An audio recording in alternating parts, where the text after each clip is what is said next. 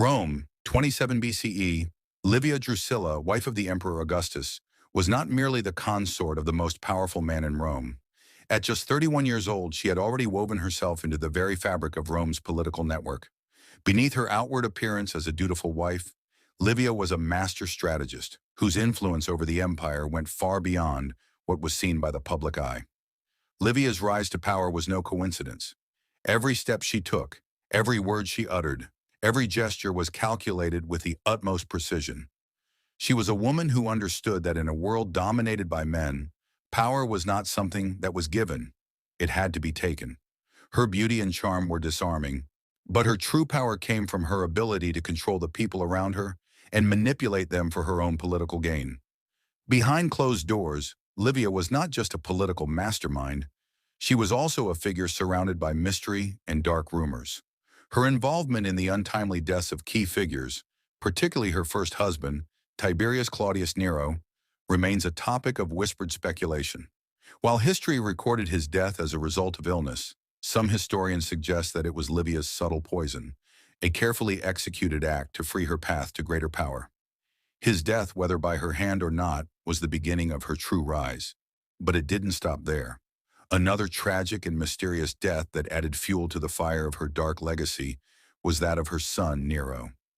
A capable and intelligent boy, Nero's sudden and suspicious death was brushed aside, but many believed Livia had orchestrated it to remove a potential rival in her own family. With Nero out of the picture, Livia's control over the political sphere grew unchallenged. It was whispered that her obsession with power knew no bounds, that she would stop at nothing to ensure her own survival and the ascendancy of her son Tiberius. One of the most compelling and unsettling aspects of Livia's political maneuvering was her role in securing the throne for Tiberius. Augustus, who was aware of Tiberius's many shortcomings, was eventually convinced by Livia to name him as his successor. Livia used her influence over Augustus, her charm, her wisdom, and her calculated moves to ensure that her son would take the throne. While Tiberius may have lacked the charisma and public appeal, Livia knew that the most important thing was securing her family's grip on power. Her ability to influence extended not just to her husband and children, but also to those around her. She had a keen sense of who was a threat and who was an ally.